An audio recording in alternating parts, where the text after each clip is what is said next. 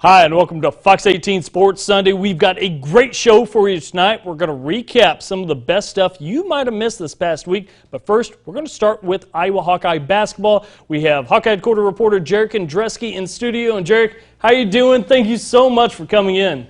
I'm good, Dustin. Thanks for having me on. Happy to be here. Absolutely. It's always a pleasure to have you in studio. But first, let's get to some serious business. It's been a bit of a tough stretch for the Hawkeyes over the past two games, losing to Indiana 81-69, and then on Friday, losing to Illinois 80-75. What are your takeaways from these two losses?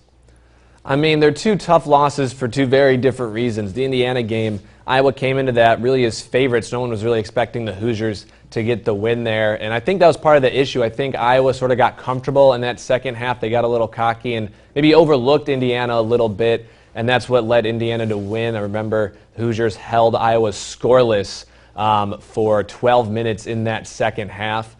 And that's really what did the game right there. If you're not scoring for 12 minutes, it's going to allow the other team to get on a run, and that's exactly what they did. And then against Illinois, the issue was mostly on officiating. That's sort of the big takeaway from the game, officiating not helping the Hawkeyes out as much as it could have. So a lot of bad calls going against Iowa. But there are also some execution issues by the Hawkeyes that they could have done better. Despite all of the bad calls that went against them, they had chances to win the game and just weren't able to execute as well as they needed to down the stretch.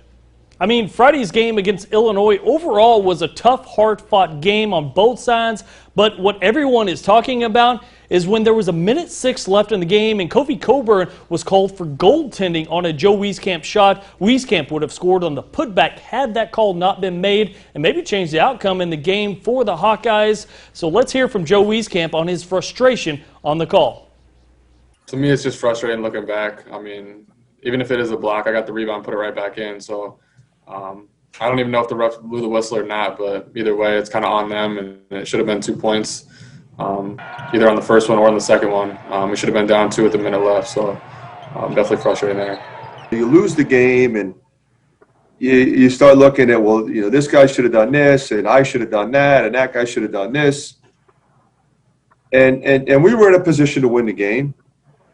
We had a chance. With a couple roll out on us coming down the stretch, they hit a couple shots, give them credit for that. I think we learned a lot about ourselves in terms of how to play the zone better, how to play transition defense better. I thought our execution was pretty good offensively. But that said, you know, I thought it was a hard-fought, well-played game. Yeah, Joe Wieskamp definitely frustrated in that. Jarek, what are your thoughts on the call and really the overall officiating in that game? I mean, Joe has every right to be frustrated there. Iowa just getting the short end of the stick. Unfortunately, that's just the way the rules play out. It was originally called a goaltending. They then reviewed it, overturned it, saw that it was a clean block. But the issue is once they blow the whistle, the ball becomes dead, so that putback by Joe Wieskamp doesn't count. So Iowa then has to inbound the ball instead of just getting the 2 points, and at that stage of the game can really make a pretty big difference. The officiating was really the sticking point in this game. That's what everyone's talking about. A lot of bad calls not helping Iowa out, but like I mentioned earlier, that's not the whole story. You know, basketball and college basketball, you're playing 40 minutes. There's not one thing that's going to be deciding a game. Iowa had a chance down the stretch to take the lead and just they weren't able to. So I'm going to take you back through the final 4 minutes of this game here. It was 69-69, tied up, 4 minutes remaining, and we'll walk through it here. At the 3:45 mark, Curbelo for Illinois gets into the lane. Tough little floater over Jack Nunge.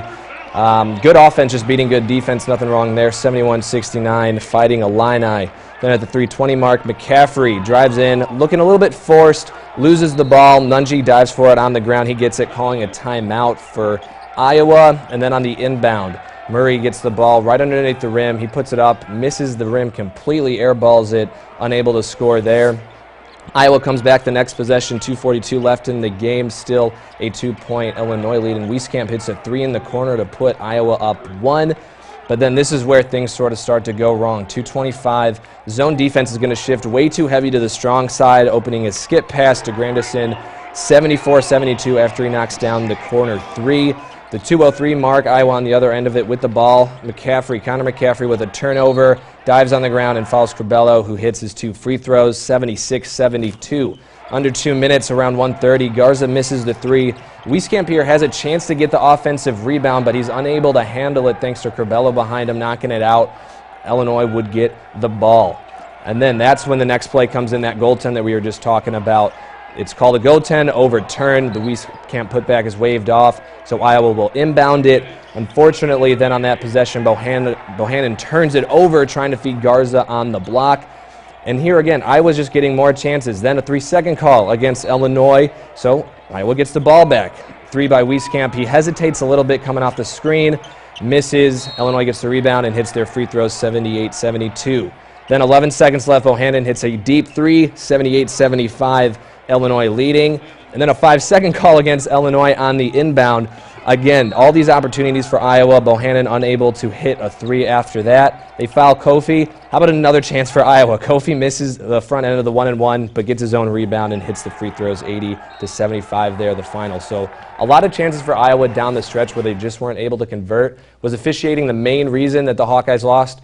Probably. But when it's a championship contending team and they're looking to win a title, not only in the Big Ten but in the March Madness tournament, you got to win between those two about 11 games probably in a row without losing. So, I mean, you'd have to critique yourselves. You have to be tough on this team. That's how I'm judging them.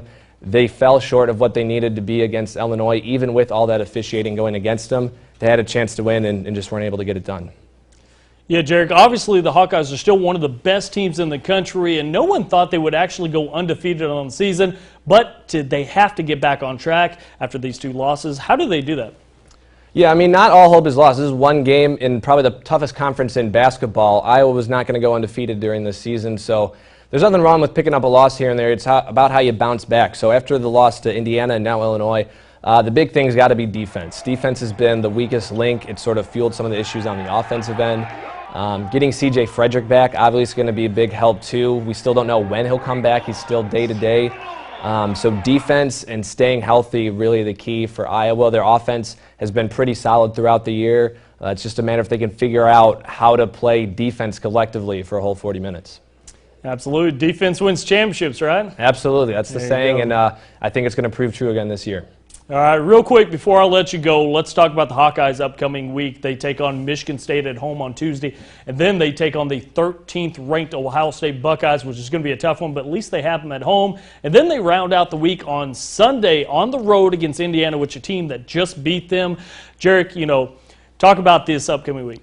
Yeah, I mean, MSU struggled this year. They're near the bottom of the Big Ten, but they can't overlook them. That was the issue with Indiana. They got a little ahead of themselves, and then Indiana ended up beating them. So you have to come out and get a win against Michigan State. After 2 tough losses, you'd hope this is a game that Iowa can get back on track with. Then Ohio State's a tough game too. It's going to be at home, which is helpful, but right now Ohio State with a half-game lead over the Hawkeyes in the Big Ten standing. So that's an opportunity for them to move up a spot and hopefully still put them in a position to be at the top of the conference come the end of the season. And then ending the week, as you said, at Indiana, a bit of a redemption game for Iowa, hoping to sort of overcome that tough loss that they had at home against the Hoosiers. So it's going to be an exciting week for Hawkeye fans, but a challenging one for Iowa basketball players. 3 games this week is a little unusual, but a lot of life is unusual right now, so they'll just have to rise to the challenge and try and come up on top. A bit of an NBA schedule, if Yes. you would say. But all right, thank you, Jarek. Thanks for coming in and joining me. Like I said, it's always a pleasure to catch up with you. Okay, coming up next, we're going to recap Iowa wrestling and their win over Illinois today. So don't go anywhere. We're going to be right back here on Fox 18 Sports Sunday.